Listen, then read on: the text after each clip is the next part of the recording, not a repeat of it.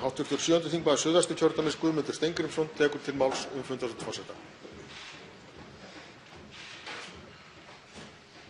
Já, virðulegur forseti. Byrjaðar aftur trubbuslátturinn á Austurvelli sem maður vonaði að myndi ekki heyrast aftur í bráð.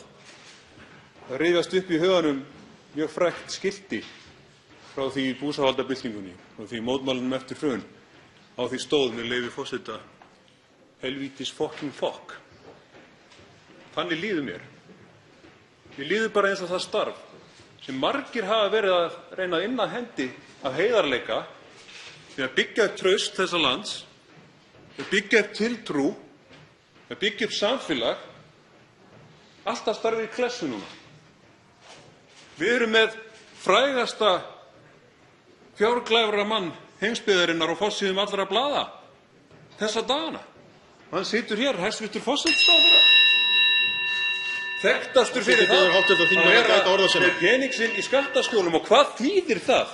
Spyrjum okkur einnar samvisku spurningar. Myndum við vilja að allir Íslendingar væru með peningin sinn á tortóla? Okkur ekki. Okkur er það svona slæmt. Okkur má hæstv. Forsætisráðherra það augljóslega ekki. Forseti vill árétta sem hann sagði hér. Hann biður háttvirta þingmenn að gæta orða sína og vera ekki með svigurmæli í ræðum sínum.